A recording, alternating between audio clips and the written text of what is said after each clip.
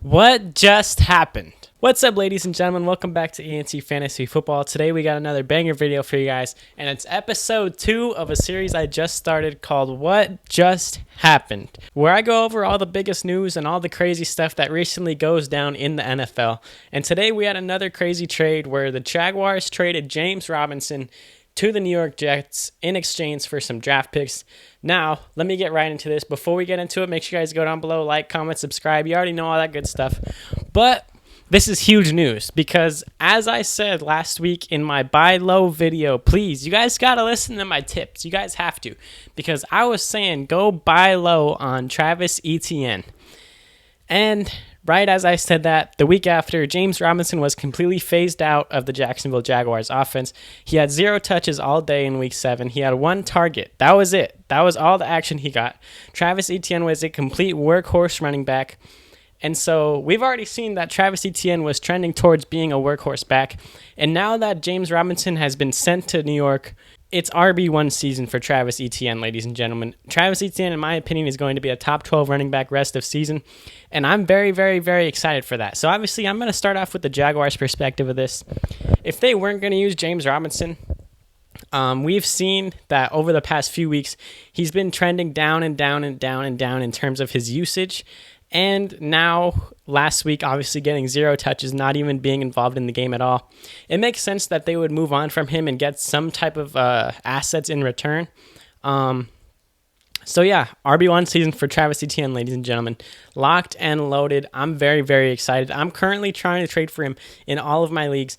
And if you listen to me on my buy low video, you would already have been trying to do that. I was saying buy low on Travis Etienne for the last couple weeks. He's been going up and up and up in terms of usage, in terms of workload, in terms of production, in terms of efficiency, yards per carry, yards per reception, every single asset or every single statistic that you could possibly bring up.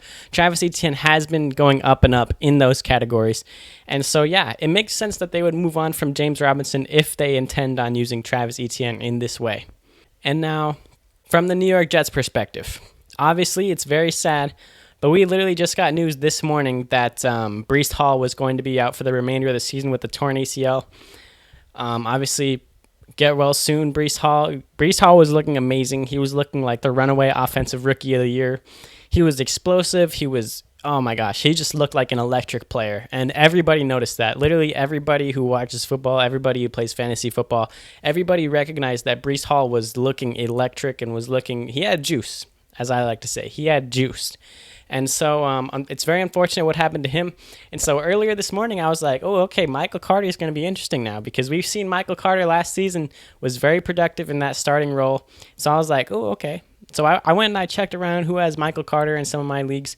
And so, yeah, and then the news comes out literally like an hour and a half ago as if I'm recording this video. This video will probably drop the morning after. But just a couple hours ago, we got the news that James Robinson was being traded to the Jets, which is exciting. It is exciting. Now, a lot of people are getting very excited about James Robinson, as I am too. But I don't think he's going to be as good as a lot of people are making him out to be. I don't think he's going to be getting like the full workload like how Breece Hall was.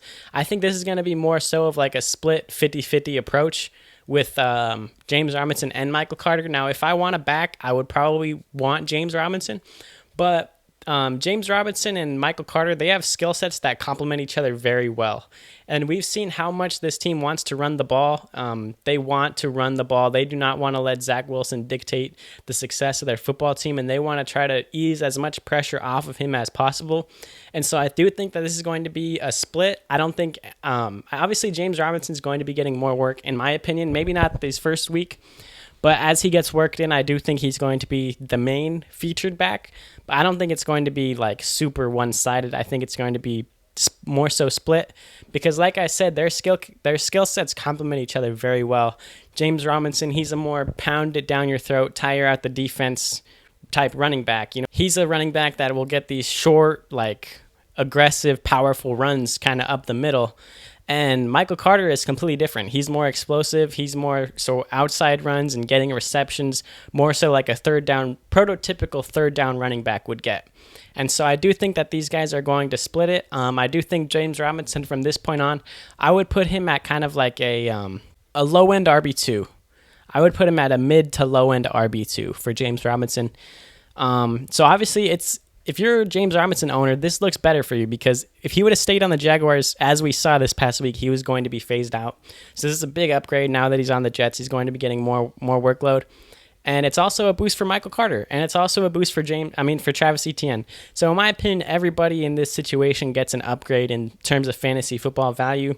And yeah, it's a very exciting trade. I want to see how Travis Etienne is used. That's my main point of this trade, is that Travis Etienne is now going to be the main feature back in Jacksonville. And that's super exciting. The Jets, it's interesting for Robinson and Carter, because we've seen that the Jets want to run the football a lot. They're not going to take the chance putting the ball in friggin' Zach Wilson's hands, and I don't blame them. I really don't blame them. But James Robinson isn't as good as Breece Hall. He's not as explosive. He doesn't have as much big play potential. He doesn't have as much juice. He doesn't have as much electricity, as you want to say. And so that's really going to be it for today's video.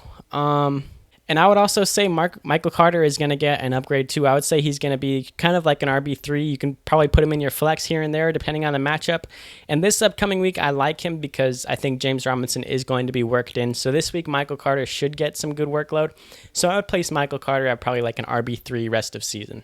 And so yeah, that's going to be it for today's video, ladies and gentlemen. This was What Just Happened. James Robinson trade edition. So yeah, make sure you guys go down below, like and comment and subscribe. And if for some reason you missed my last What Just Happened video, go back on the channel. Check out the CMC trade What Just Happened video. That was episode 1. Thank you guys so much, and I'm out of here.